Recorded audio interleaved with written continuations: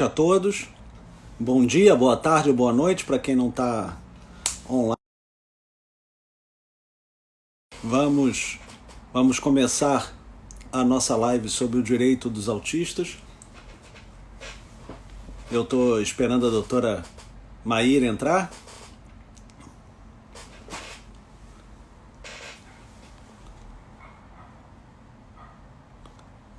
Ela já entrou. Consegui convidá-la. Doutora Maíra, boa noite. Boa noite, doutor Marcelo. Coisa boa receber seu convite, poder estar aqui contigo. Eu preciso dizer, primeiro vamos acabar com a formalidade. Posso lhe chamar de Maíra e você Por me chama de favor. Marcelo. Acho que facilita bastante o Sim, você nosso. já me... Isso para mim foi muito difícil, mas eu acho que eu já peguei o jeito de lhe chamar só de Marcelo.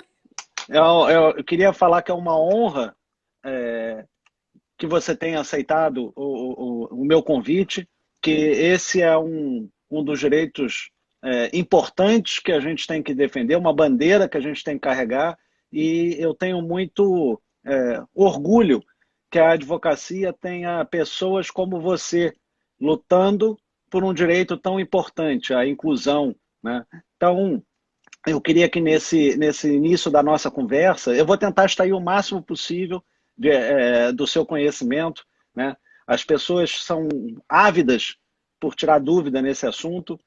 Eu desconheço, né?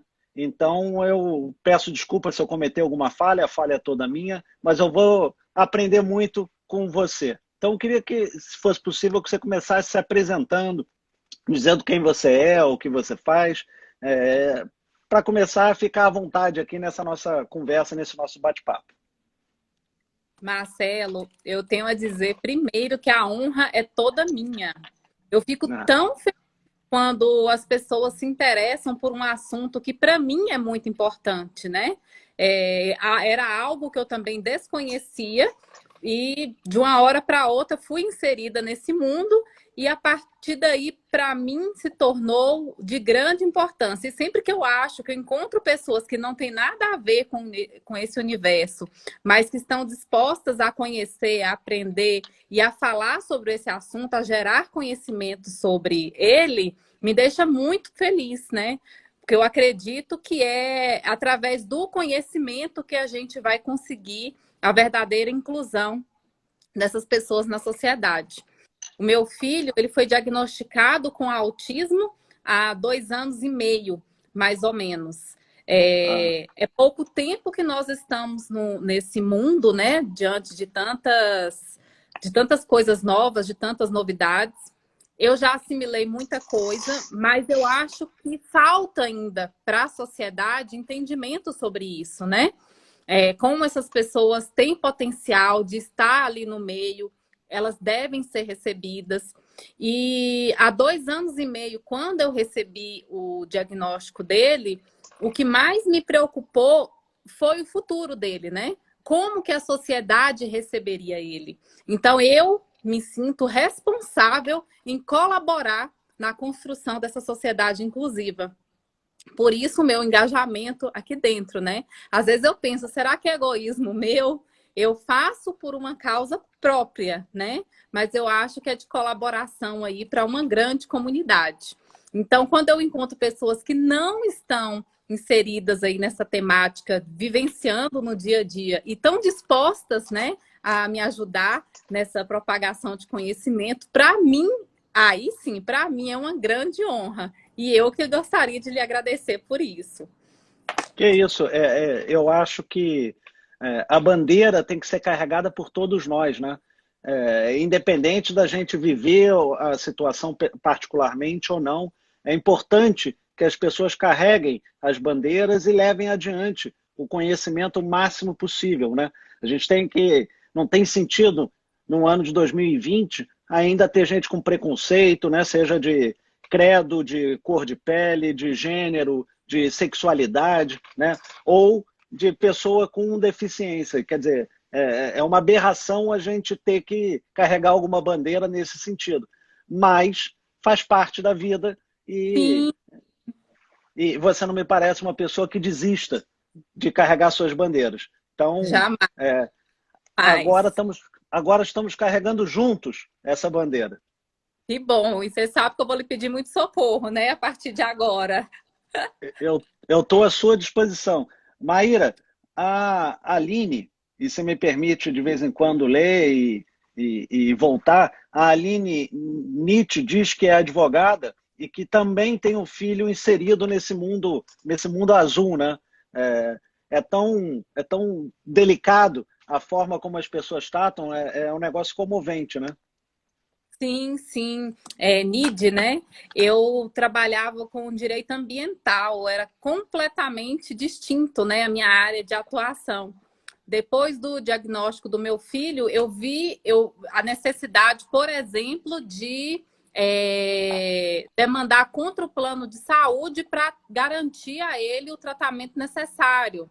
Então, eu comecei a estudar sobre isso. Outras mães, eu fui vendo a dificuldade de outras mães e acabou que hoje, né, a minha área de atuação é justamente demandas autistas. Eu me distanciei completamente do mundo do direito ambiental, também por incompatibilidade com a minha atuação e a maternidade, né? Mas é assim, né? As crianças, os filhos chegam na nossa vida para trazer mudanças, e a minha principal mudança foi essa: ter que vivenciar a maternidade, acompanhá-lo, né, o tempo inteiro e colaborar com outras famílias para garantir o tratamento dessas crianças também. Eu acho essa parte aí também de quando você recebe o diagnóstico muito interessante. Toda a família aí se especializa, né, no transtorno do espectro do autismo. A Jéssica Roberta está trazendo uma questão que já reclamaram, já trouxeram para mim, que é a questão da limitação do plano de saúde no que concerne ao atendimento, né? Os planos, por exemplo, limitam a consulta com psicólogo, acho que a ANS determina 40 consultas por ano, e muitas vezes a pessoa com autismo precisa de mais atendimento, de mais consulta. Explica um pouquinho, por favor, como é que funciona essa questão da briga que a gente tem com o plano de saúde, ou da briga que se tem. Sim, sim. Ó, o transtorno do espectro do autismo, ele não tem cura, né? Mas há um tratamento que vai garantir a independência, a autonomia dessas pessoas, né, na sua idade adulta. Esse tratamento só é possível se a gente fizer uma intervenção precoce e intensiva. Ou seja, pela literatura científica, são recomendados aí de 10 a 40 horas semanais de intervenção. E o plano de saúde diz que de psicoterapia só é garantido 40 horas semanais. Se a gente divide 40 e no ano dá 1 hora por semana de psicólogo. Se a criança, no mínimo, são 10 horas. É Acho que uma fica um aberração, né? É vazio. um absurdo. Se quando a gente assina o contrato com o plano de saúde, ele diz que vai garantir a assistência à saúde, né, sempre que a gente precisar, para doenças que estão ali estipuladas. O transtorno do espectro do autismo está lá, como uma doença que deve ser doença no sentido da assistência à saúde, né? Que ele deve cobrir, que ele deve dar assistência para esse tratamento. Então, como assim, na hora que eu venho buscar essa garantia, né? Esse seguro que eu fiz para minha saúde, eu chego ao plano de saúde, ele muda de opinião, dizendo que não, que a partir de agora eu fui diagnosticada, dá uma prescrição médica e não vão me dar as horas que meu filho precisa para fazer o atendimento. Na justiça, nós temos conseguido, sim, que o plano de saúde atenda toda essa carga horária terapêutica prescrita pelo médico. Apesar dessa alegação de que, pelo rol da ANS, só são 40. Acontece que o rol da ANS não é uma lei, né? E já existem entendimentos, inclusive do STJ, que é um rol meramente exemplificativo. E por que qualquer alegação contra esse tratamento ou de que o rol da ANS não seja exemplificativo não cabe para o autismo. Porque ali dentro do rol da ANS não existe listado nenhum tratamento com comprovação científica, com evidência científica de que seja um tratamento eficaz para o transtorno do espectro do autismo. Então, se não tem, já mostra que é exemplificativo e a gente tem que buscar fora do rol da ANS o plano de saúde cobrir, né? Mesmo que seja fora do rol da ANS. E sem a limitação, porque extremamente abusiva essa conduta de dizer que vai limitar um tratamento que precisa de uma carga horária intensa, né? Então, o plano de saúde com essas alegações são alegações ilegais e que podem ser combatidas, sim, no Poder Judiciário. Já que estamos falando de plano de saúde, a pessoa que tem um filho dentro do espectro autista, ela é obrigada, quando faz o contrato, a anunciar que tem essa situação, ela não é obrigada. E o plano de saúde pode recusar o ingresso de uma pessoa no espectro autista dentro dos quadros de seus atendidos? Então, quando vamos assinar um plano de saúde, né, ele pergunta, sim, sobre as nossas condições, né, de saúde, e não podemos negar nenhuma condição que a gente tenha, né? Nenhuma doença, nenhum transtorno, tudo tem que ser indicado ali, porque se você não faz isso, você está cometendo um crime, né? Você está fraudando o plano de saúde ao negar informações importantes que são nossas obrigações prestar. Então, a nossa boa-fé nos diz que a gente não pode mentir sobre essa condição. Agora, essa condição jamais poderá ser um impedimento para assinar esse plano de saúde. Inclusive, na Lei Brasileira de Inclusão, consta como crime a recusa de pessoas com deficiência, com qualquer tipo de deficiência, no contrato com o plano de saúde. Essa aqui é a priminha do Felipe. Muito bonitinha. A Nelly está dizendo, sem contar que o tratamento multidisciplinar, não somente psicólogo, fonopedagogo, psicólogo, medicação, neurologistas, grupos psicossociais, mediador escolar e etc. Né? O plano de saúde efetivamente não cobre todos esses, o mediador escolar, por exemplo, né? Mas a escola é obrigada a fornecer, não é? Isso, porque há uma diferença entre o professor, o atendimento escolar especializado. Só um momento, gente. Fica à vontade. Tá? Vai lá que daqui a pouco a Dinda vai te ajudar. Se a criança precisa de um atendimento terapêutico na escola, atendimento terapêutico, é preciso que o plano de saúde arque também com esse tratamento. Agora, se a criança precisa de um acompanhamento escolar, esse não é obrigação do plano, é obrigação da escola custear. Quem vai dizer qual é a necessidade é o médico ou a equipe multidisciplinar ali da criança. Então, tem essa diferença aí de acompanhamento ali na escola. Tá. A escola é obrigada por lei, a Nelly continuando aqui, participando com a gente, que é muito importante que as pessoas participem, tragam as dúvidas. Ela diz, a escola é obrigada por lei, mas não oferece. Diz que não tem vaga. Também a recusa de uma criança autista ou com qualquer outra deficiência na escola é também um crime, né? Um crime de discriminação. Qualquer atitude da escola em não receber essa criança, contanto que a gente consiga provar, né, essa atitude, a gente pode levar a informação desse crime aos órgãos competentes. Denunciar na delegacia de polícia, levar a informação ao Ministério Público, ao Conselho Tutelar. Mas a partir do momento que a escola recebe essa criança na escola e existe a obrigação e aí existe a necessidade que essa criança tenha esse acompanhamento escolar especializado, ou seja, um professor para ela, para auxiliá-la, né, na condução aí do seu processo de aprendizagem, é obrigação da escola custear sim, e nenhum valor a mais pode ser cobrado dos pais. Inclusive, ao receber essa criança na escola, por lei, a escola é obrigada, e lembre-se que o não atendimento do que a criança precisa para o seu processo de educação ali dentro da escola pode ser denunciado porque é discriminação. A escola tem que providenciar toda a adaptação que for necessária para a criança estar ali em igualdade de condições que as outras.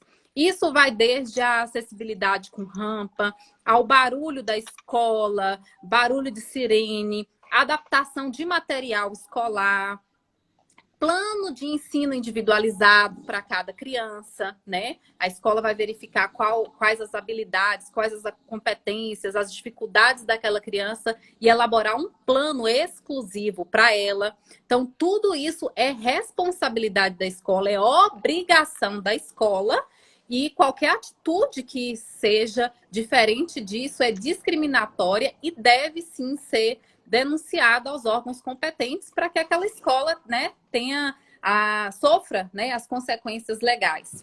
Até porque, quando a escola pediu ao poder público, né, que concedesse a ela a autorização de funcionar, né, de prestar esse serviço público de educação, ela se comprometeu a atender toda a legislação. Então, independente de escola particular, pública, ela tem as mesmas obrigações frente às crianças com autismo ou com qualquer outro tipo de deficiência. E vou muito mais, né? É da escola à universidade. Até o curso superior. Exatamente. Se lá no curso superior há uma pessoa com autismo que precisa de uma adaptação qualquer para ela aprender, é obrigação daquela instituição fornecer. Desde imagine aquele aluno que consegue se expressar só através de uma prova oral do que com a prova escrita. Obrigação da instituição promover essa adaptação para esse aluno, né? Para o aluno conseguir mostrar como ele faz. Tem muito barulho na sala de aula, aquele aluno não consegue se concentrar. Obrigação da instituição providenciar um outro lugar em que ele possa fazer a prova sem aqueles transtornos que ele tem ali na sala de aula. Então, é em qualquer lugar, da educação infantil ao ensino superior, a instituição tem que promover qualquer adaptação necessária para essa criança nesse ensino de processo de ensino-aprendizagem. Nessa questão de educação, eu vou trazer duas perguntas juntas. Vou tentar juntar aqui o que as pessoas estão... A participação tá intensa, Maíra. A sua exposição está muito, muito interessante. A Capitu Preta está perguntando quanto à questão escolar, né? As escolas municipais que não tenham vaga em atendimento especializado num determinado município, se aquela família pode procurar no município vizinho. Eu queria juntar com a pergunta que foi feita pela Márcia Carneiro Habib. Quantos alunos de exclusão a escola pode ter por turma, se existe alguma limitação?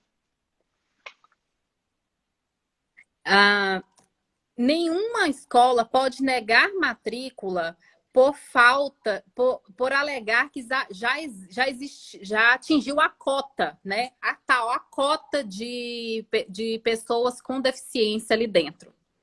O que pode existir, claro, é que você chegue e a turma já está formada. Tem a limitação de número de alunos, de todos os alunos, e você não pode colocar mais um, independente de quem seja. Porque aí tá vendo que não é uma discriminação? Qualquer pessoa que chegar lá não vai ter a vaga.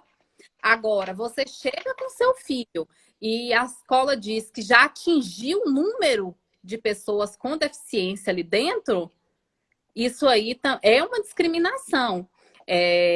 A escola que afirma que tem número limite de pessoas com deficiência numa sala, ela está cometendo um crime de discriminação.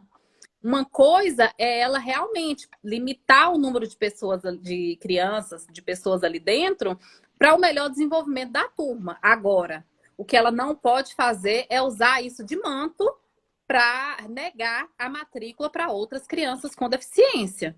Ela pode abrir uma outra turma, né, como ela queira, mas dentro do limite legal de número de alunos, alunos típicos ou atípicos ali dentro, ela tem que atender todo mundo que chegue ali por ordem de chegada. Tem algumas pessoas falando que é utópico essa previsão legal, que é muito difícil, que a escola sempre dá uma desculpa e etc. Para essas pessoas que enfrentam essa dificuldade, o que você recomenda?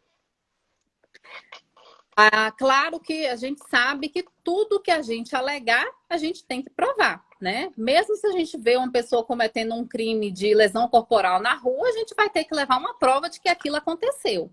Então, o que eu sugiro sempre? Ligar na escola, mandar um WhatsApp, um e-mail, né? Fazendo perguntas sobre o número de alunos, as vagas que tem. E você ir com uma pessoa, com uma testemunha, você, depois que você saiu e negar, entrar uma outra pessoa e pedir uma vaga para ver se a escola vai oferecer. Infelizmente, a gente tem que diligenciar para que a gente consiga a vaga, ou que, se for negado, que a gente vá ser capaz, né, ter condições de fazer essa denúncia. Só que é utópico, Maíra, não acontece, eu não consigo achar. Eu costumo dizer que nós somos os fiscais da lei. Nós temos que contribuir com a efetivação dessa lei.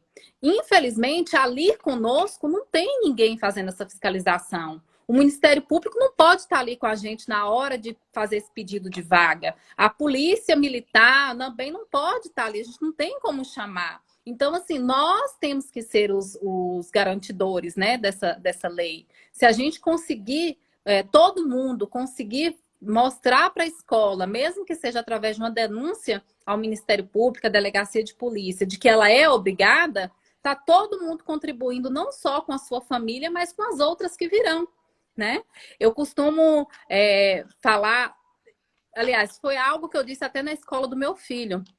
Eu falei, vocês têm que se adaptar, né? O número de crianças com o transtorno está aumentando. Quando o Felipe teve o diagnóstico, era uma para cada 58 crianças. Hoje, já 2 anos depois, uma a cada 54, se eu não me engano. Mas aumentou em 2 anos. Então, a escola que não recebeu o meu filho, se ela não quiser receber ele agora, ela tem que se preparar, porque estão vindo várias outras crianças aí. E ela vai ter que estar com portas abertas e adaptação para incluir todas elas dentro do seu sistema de aprendizagem, porque todas elas têm direito à educação.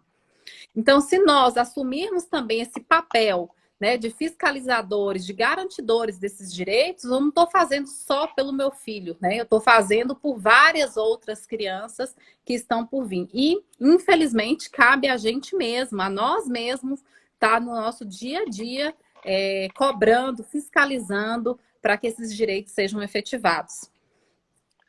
Maíra, a Vanessa Orlando trouxe uma questão que eu acho que é muito importante, que é a questão do retorno às aulas, né? Esse segundo semestre as aulas vão acabar retornando mais cedo ou mais tarde, né? Como é que funciona? As escolas estão falando que vão dividir em 2 grupos, em 3 grupos, um vai na segunda, o outro vai na terça, o outro vai na quarta, né? A pergunta é como é que você recomenda esse retorno às aulas? Se você recomenda que retorne imediatamente, agora agosto, setembro, ou que isso seja feito paulatinamente? Então, um abraço para a Vanessa, minha querida amiga. Houve, né, uma orientação do Conselho Nacional de Educação, excluindo as pessoas com deficiência e sendo claro ali também para as pessoas dentro do transtorno do espectro do autismo. Acontece que não é assim, né? Simplesmente vamos tirar essas pessoas de dentro do ambiente escolar. Cada família, cada escola sabe como a sua criança, como o seu aluno, né, precisa daquele ambiente ou se comporta ali naquele ambiente. Então, tem que ser uma decisão da família, uma decisão da escola. Não dá para simplesmente tirar essas crianças, excluir de plano essas pessoas de dentro do ambiente escolar. Por exemplo, o meu filho, para ele, não faz diferença, pelo menos que eu sinta nesse momento, dizer que a escola voltou e que ele não vai, né? Ele não tem ainda esse discernimento. Agora, imagine você simplesmente impor que crianças que já saibam, que gostam de ir para a escola, que tem toda a interação, amizade com seus coleguinhas, você explicar para ela que eles vão, que os colegas estão voltando para a escola e que ele não. Né? Como impor isso de plano para essas pessoas? Então, eu acredito que tem que ser uma decisão em conjunta entre família e escola sobre a volta dessas crianças aí para o ambiente escolar, que eu sim entendo que há necessidade que seja estruturado, né? Que seja pensado. Afinal, a gente está vivendo num momento louco aí das nossas vidas, sem muitas respostas. Mas a atitude de cima para baixo, impondo que essas pessoas não voltem ao ambiente escolar, é discriminatória e atentatória, né, contra toda essa luta pela inclusão que a gente vem enfrentando, para vir assim e tentar desconstruir. Eu acredito que tem que ser uma relação entre família e escola. Maíra, você falou que a gente está num momento de incerteza e eu ouvi uma frase recente de que as pessoas que mais estudam e mais conhecem um tema estão cheias de dúvidas. E as pessoas que não entendem nada estão cheias de certezas, né? Nesse momento que a gente está vivendo. É verdade, está uma loucura. Quem sabe não sabe, quem não sabe está sabendo mais ainda. Eu tenho, e aí eu queria compartilhar com você a minha experiência na área do direito das famílias, com um atendimento a famílias de pessoas com autismo, né? E eu já fiz alguns atendimentos, né, algumas ações, umas duraram muito tempo, e tem duas que me deixaram bem marcados e que são situações antagônicas. Uma defendendo a mãe, que era a guardiã do filho, e a outra defendendo o pai, que convivia com o filho com autismo, né?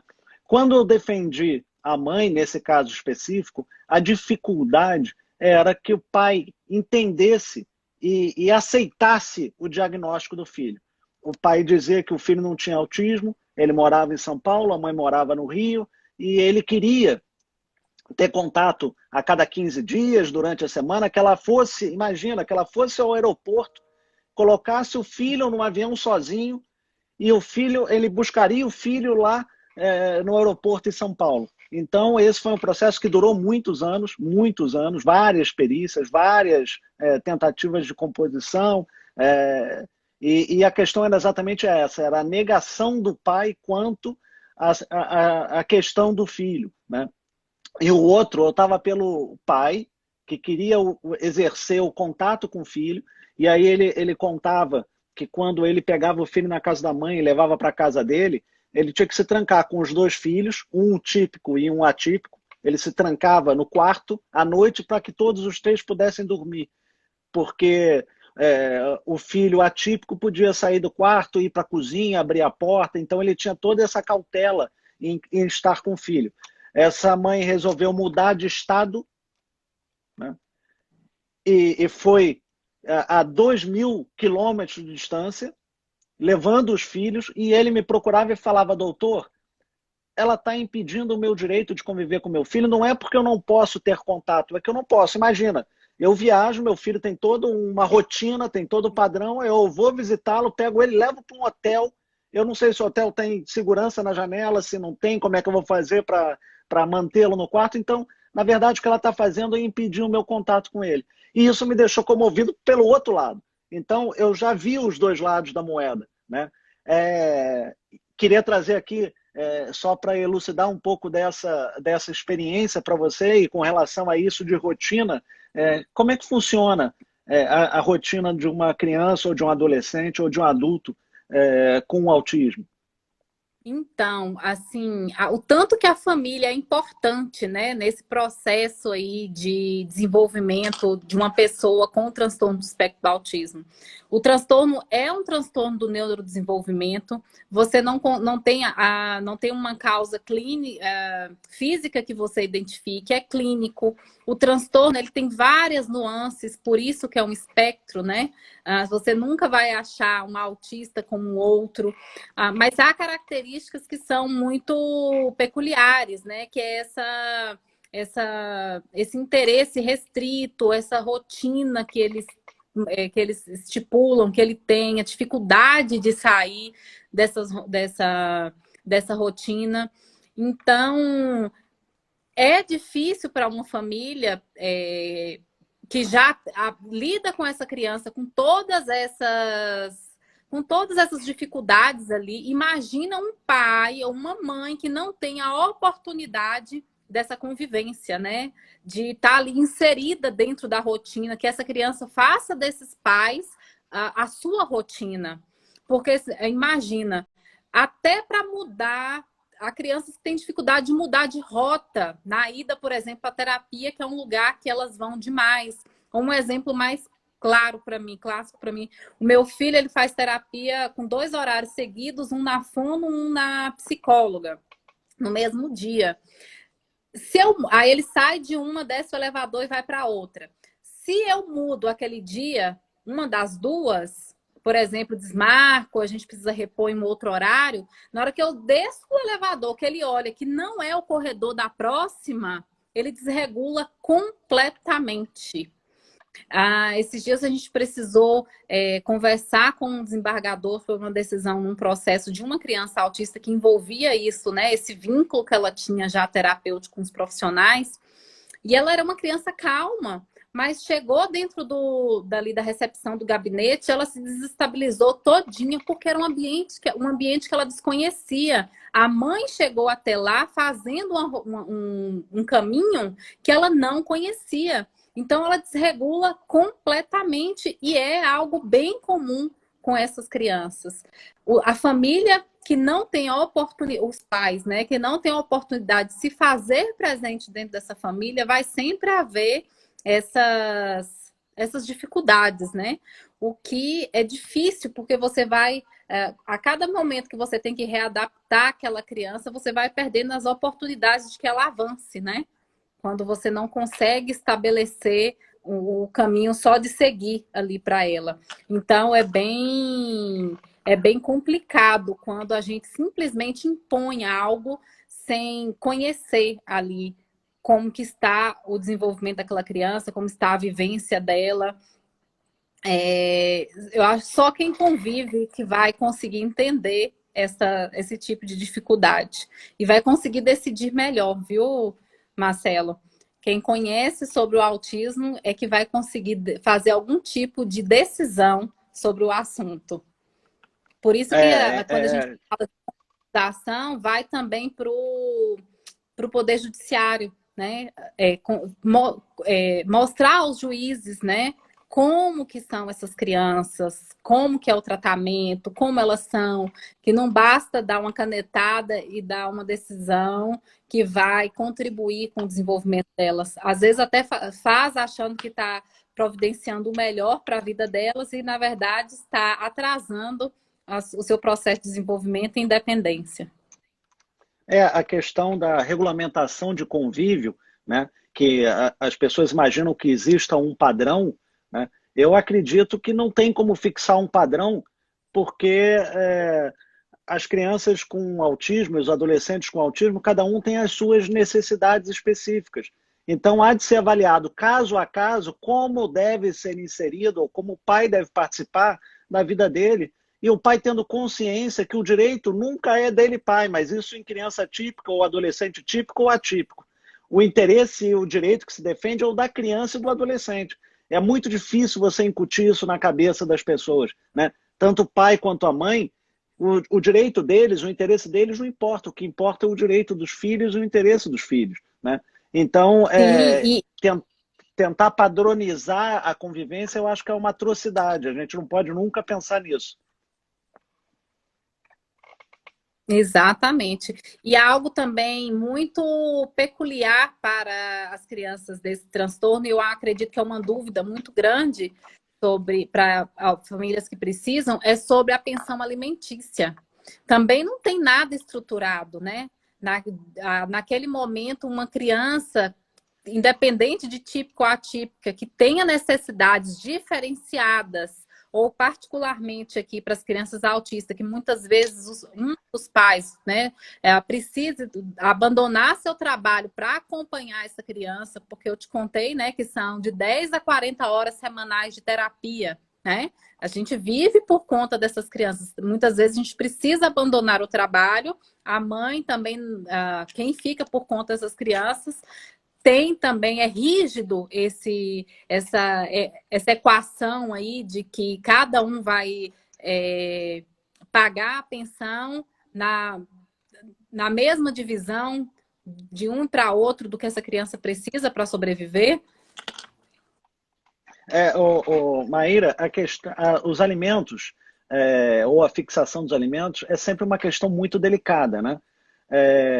Um não quer pagar nada e o outro quer receber mais, né? Então, é uma questão que envolve, e sempre tem muita confusão no Poder Judiciário. O que a lei diz? A lei não tem regra padronizada. Ela fala que tem que provar a necessidade de quem pede e a possibilidade de quem está dando, né? Então, eu tenho que provar as necessidades do menor, da criança, do adolescente, e nesse caso, muitas vezes, até do adulto, né?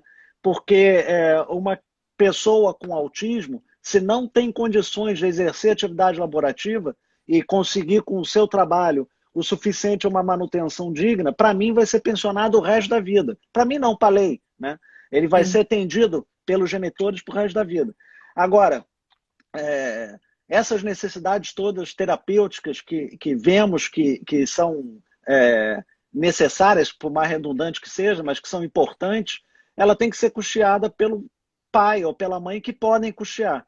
Você trouxe uma questão específica. Muitas vezes a mãe abre mão do trabalho dela, da vida profissional dela, para acompanhar aquela criança que demanda 40 horas semanais de terapia, mais a escola, mais outras atividades.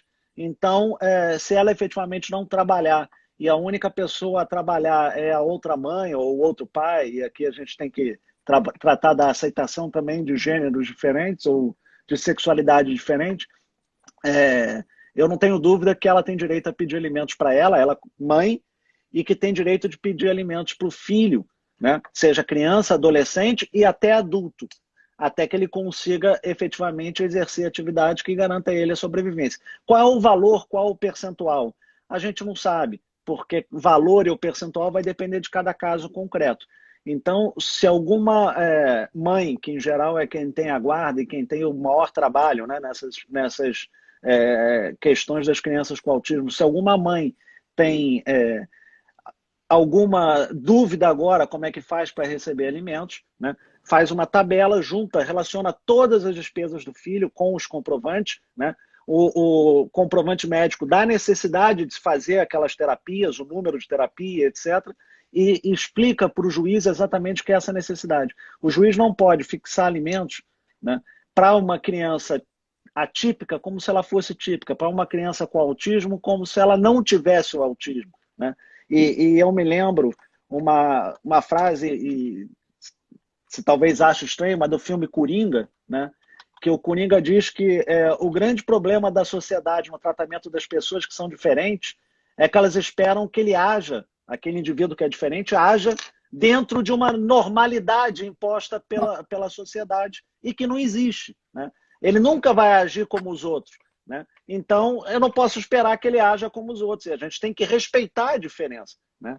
Acho que eu estou falando muito e é você que tem o conhecimento. Eu estou com vontade de lhe dar uma salva de palmas, porque, né, são questões que muitas vezes as pessoas ficam com dúvidas, porque o preconceito é aquela imposição daqueles conceitos que a gente ouve no nosso dia a dia, que é 30% de pensão, que a mãe não tem direito, ou sobre a inclusão, que você tem que se adaptar naquele lugar. Nada melhor do que esses exemplos para nos mostrar que tudo tem que ser adaptado. tudo vai ser adaptado para receber aquela pessoa com deficiência, né? A gente já passou daquela fase de integração social em que a pessoa com deficiência era recebida dentro da sociedade, mas a ela era dito: não, você já te chamamos aqui para dentro, adapte-se ao que a gente tem aqui. Já passamos dessa fase, né? Hoje é a sociedade, as pessoas, os órgãos, as instituições que devem se adaptar para receber essas pessoas, né? Afinal, elas só são deficientes porque a sociedade impôs algum tipo de barreira para ela viver plenamente aqui. Então, super pertinentes são questões que a gente deve sim falar muito para desconstruir esses preconceitos que temos aprendido, né, ao longo da vida. Maíra, a tua exposição está tão clara e é tão interessante esse assunto que tem várias perguntas e vários comentários que eu não estou conseguindo nem acompanhar. Mas eu queria pedir às pessoas, se por acaso não se sentirem respondidas na nossa conversa, que encaminhem um direct, ou para mim, ou para a Maíra, e eu me comprometo a responder qualquer pergunta que chegar, e acredito que ela também, com esse coração enorme que ela tem, também o fará, né? A gente está aqui para tentar esclarecer as pessoas, né? Então, se houver dúvida e a gente por acaso não conseguir aqui acompanhar, fique à vontade para perguntar para a gente. Tá? A Kátia perguntou se a mãe também pode pedir alimentos. Eu acho que eu já respondi isso. Deve ter sido antes de eu ter falado que no caso dela Sim. parar de exercer atividade laborativa, ela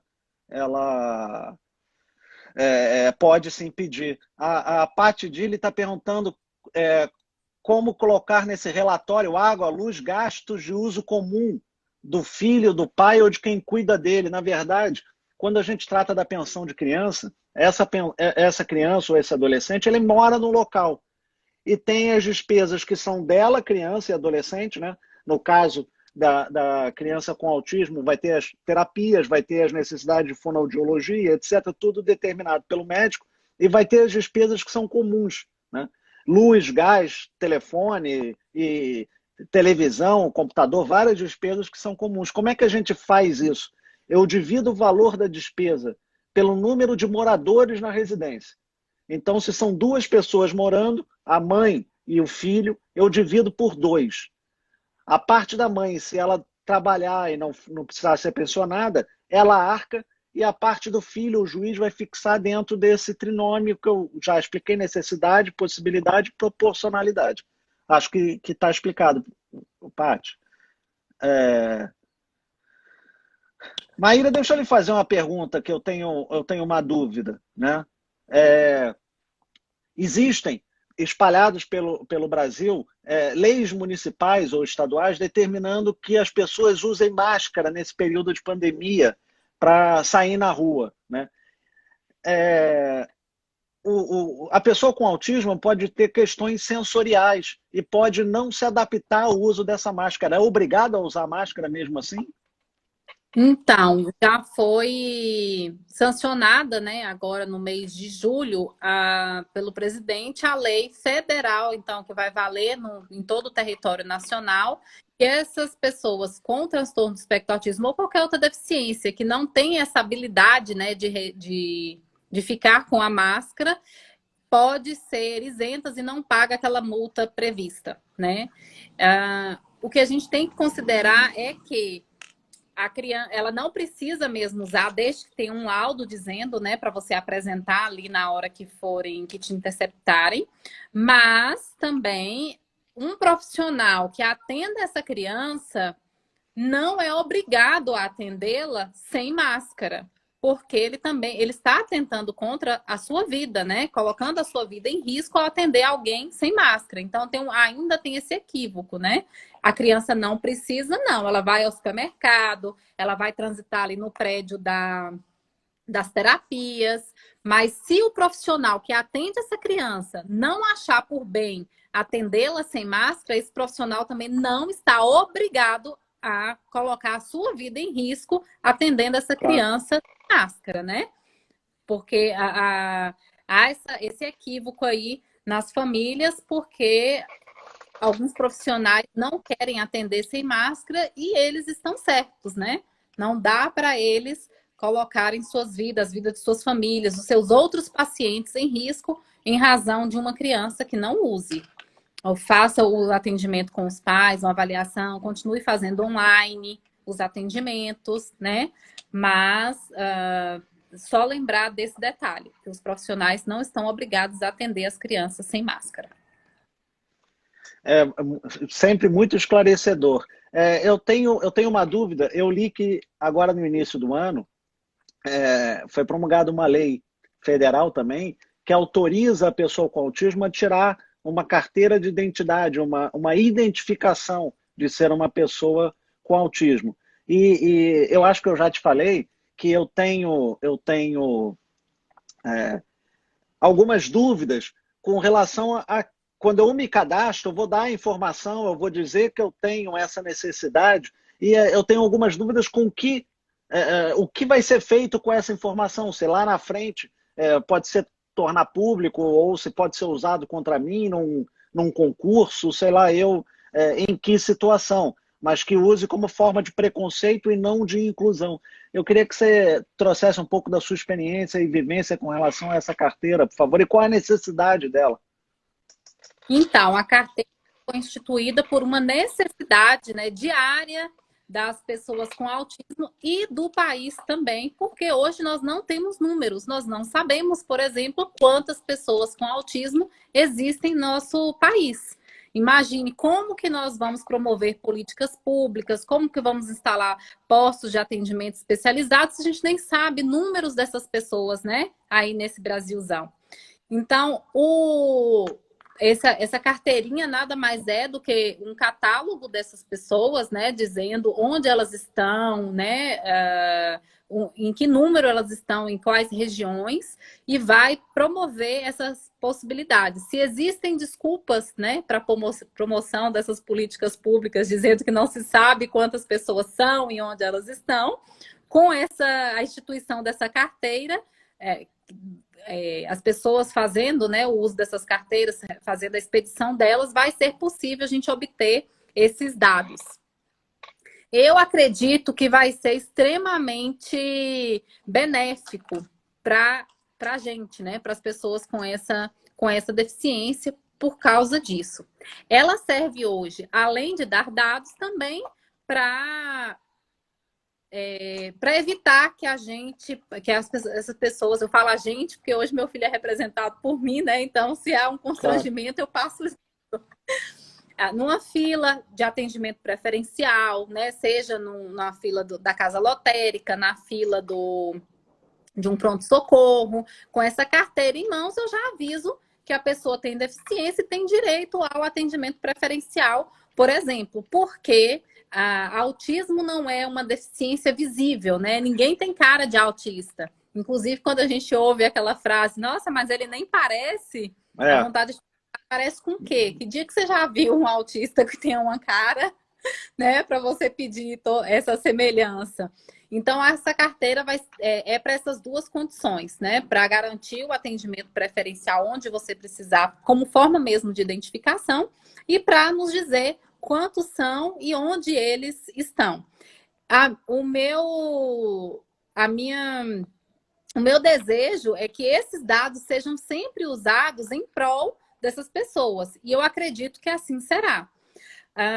Qualquer forma de discriminação que possa vir a ocorrer, nós não estamos livres. Mas isso nunca pode estar sendo imposto ou que seja através de uma lei, porque hoje a gente tem, né, uma lei brasileira de inclusão que vai excluir qualquer tipo de discriminação. Eu não acredito que possa ser usado contra, né? Eu não vejo ainda nenhuma situação, mas se é algo que a gente tem que pensar, vamos, né, diligenciar para que esses detalhes aí sejam excluídos. Essa carteira, ela ficou a cargo de estados e municípios confeccionarem e expedi-las. Ainda não foi, né? Ainda essa carteira nacional ainda não está sendo confeccionada. Tem estados que já fazem. Goiás é um deles, eu acredito que tenha sido um dos primeiros que já faz a carteirinha que vale no estado. já tem seus dados, seus números, já tem 2 anos agora em agosto que está sendo expedida. Eu também ainda não vi nenhuma forma de discriminação através dessa catalogação de dados dessas pessoas. Maíra, você falou da questão da necessidade de se identificar, né? Muitas vezes para que você não seja maltratada nas filas, etc., né? Por exercer um direito que se tem. Você sabe que eu sou vítima dessa questão, né? E por que que eu sou? Porque eu sou cardiopata, eu tenho marca-passo. Então, quando há política pública de vacinação, eu entro no primeiro grupo. E muitas vezes na fila da vacina estão os idosos e eu, que sou idoso, mas não tão idoso assim. E você não faz ideia, quer dizer, você deve fazer, mas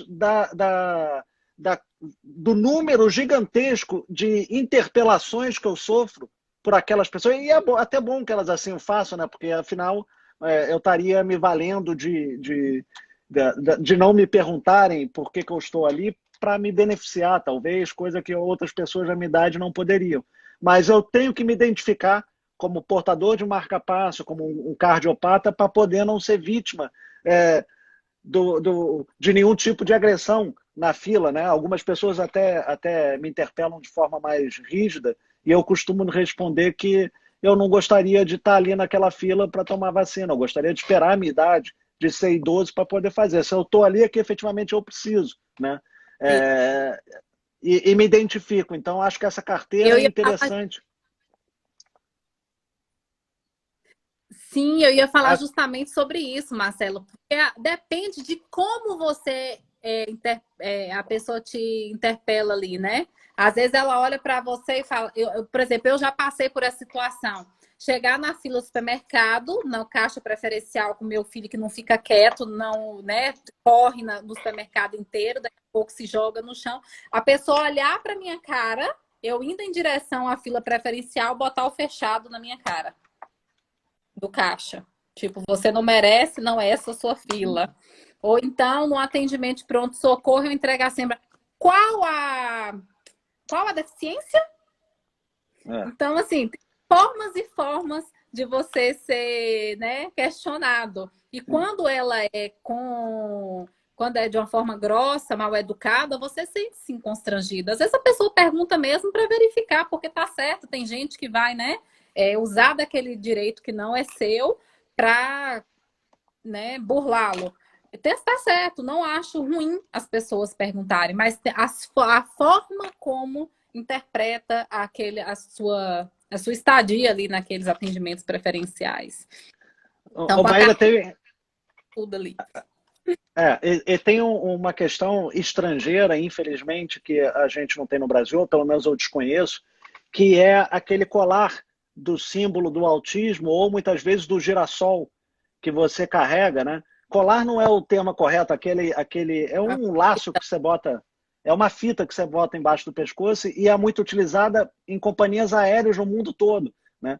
Porque se você está com aquela fita, vem em geral uma pessoa da companhia, te tira da fila e te coloca lá na frente, na fila preferencial. Você não se identifica, não precisa de falar, você só diz o seguinte: na minha família, não diz nem quem é, né? O que significa aquela fita é: na minha família tem alguém que precisa de necessidade de atendimento especial. E aí essa pessoa é retirada da fila. Então, acho que a gente tem muito a aprender com o estrangeiro. Se você for na Disney, por exemplo, ou nos parques lá de Orlando ou dos Estados Unidos, você vai na porta e se identifica como sendo membro de uma família com autismo, você não entra em fila nenhuma no parque. Você entra por fora E em todas as filas. eles não te pedem para comprovar, eles Não acreditam. pede. Eu fiz o uso desse direito, ele mal levantou o rosto, só É. perguntou quem era. E eu apresentei meu filho e meu sobrinho. E aí eu cheia de papel no bolso, né? Achando que ia precisar provar tudo sobre ele, sobre os membros da família, quem era primo, quem não era. E não, ele mal, só perguntou quem é. Ele precisou estar lá. Mas preencheu tudo e me entregou. E que bom, né? Que lá é assim. E a gente tem que usar desses exemplos para tentar replicá-los aqui junto de nós também. Você sabe que eu acho que a gente evoluiu muito, apesar de a passos de cágado, né? Passos vagarosos. Eu me lembro da minha infância e da minha adolescência que tinha colégio específico para pessoa com síndrome de Down, por exemplo, né? Não estudava na escola comum com outras pessoas, ela tinha que estudar num colégio para pessoas com síndrome de Down. Eram poucas as que saíam na rua e eram estimuladas. Havia uma frase preconceituosa que dizia: a pessoa com síndrome de Down morre com 30 anos, porque a natureza, sendo bela, que quando os pais morrem, elas morrem também. Então, era só uma visão altamente preconceituosa. A gente já andou muito da minha infância e adolescência até hoje, mas eu acho que há ainda uma estrada muito grande para frente. Maíra, eu costumo dizer que o que é bom passa rápido, né? E a gente já está chegando ao final da nossa conversa e eu queria agradecer muito a você pela sua participação, pela sua explicação. Acho que a gente está longe de esgotar o assunto. Eu já deixo aqui convite para outras, para fazermos outras lives, para a gente tratar desse assunto ainda com várias coisas que eu tinha para perguntar. Então, eu já queria que você pudesse aceitar já de antemão um convite para vir aqui falar mais. E agora o tempo é todo seu, Maíra. Fale o que você quiser, explique o que você quiser, convide para que te acompanhe em alguma rede social ou te auxiliem de alguma forma a carregar essa bandeira, que é uma bandeira maravilhosa. Eu queria só ressaltar aqui o professor Mário Roberto Faria, que é hoje, sem dúvida, o principal conhecedor do direito sucessório na prática. Porque o que importa para a gente é a prática. Acho que a história do direito, etc., acho que para o dia a dia pouco importa. Então, ele parabenizou a você pela sua maravilhosa live e aqui ele tá presente. Então, agora o tempo é seu, Maíra. Desculpe por estar falando muito. Não, imagine, eu fico super honrada, como disse anteriormente. Imagine, olha para você ver onde eu pude alcançar através de você, Marcelo, né? Outras pessoas que acho que não tinham noção do tão grande que eram os direitos dessas pessoas e como fazer, né, para que essas pessoas estivessem inseridas aí dentro da sociedade, e você nos deu essa oportunidade.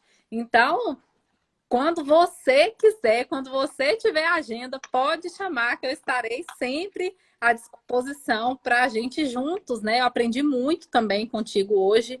Direito, é algo interdisciplinar, né? Esses direitos aí, as crianças, as pessoas com autismo estão dentro das famílias, né? Precisam saber como lidar ali diante dessas de tudo que acontece ali, que pode acontecer dentro das suas famílias, tem que ser decidido pelo direito, e suas considerações aqui hoje foram importantíssimas. Eu aprendi demais, né? E quero, inclusive, convidá-lo para escrever algo sobre o assunto para a gente postar aí nas nossas redes sociais, que eu acho que vai ser uma forma bem ampla de atingir essas pessoas com esse assunto. E fico muito feliz por ter tanta gente interessada nesse assunto que, para mim e para muitas pessoas que estão aqui seguindo a gente, é um assunto importante. Ter pessoas que nos ajude é muito satisfatório, muito de trazer muita felicidade. Inclusive, uma outra pessoa, você vai fazer uma live com o Marcelo é meu amigo, marca uma comigo também. E eu fiquei feliz, né? É mais uma que o Marcelo conseguiu, mais uma pessoa que o Marcelo conseguiu atingir com esse assunto que é importante para a gente. Então, eu quero agradecer a sua esposa que lhe deu essa ideia, porque sem ela isso aqui não está acontecendo. E espero que ela seja sua motivadora para me convidar mais vezes, sim. Um abraço para ela. Maíra, ela até foi a motivadora para que eu te mandasse uma mensagem, etc. Mas agora o motivo é o teu conhecimento, a tua disposição, a bandeira que você carrega. Então, esse aqui é um canal que você vai ter para sempre, para poder trazer a sua bandeira e defender o que você quiser. Eu estou à sua disposição. Ótimo, muitíssimo obrigada. Eu fico muito honrada. Vou repetir isso sempre porque é de coração. Honrado estou eu com a tua aceitação e com a belíssima explanação. Agora você tem que dar atenção à sua afilhada, ao seu filho. Um beijo para a Ru, minha querida, que não está sempre comigo aqui. Tchau, Maíra. Um prazer Tchau, enorme estar aqui com você. até a Tchau. próxima. Até a próxima. Tudo de bom. Boa noite.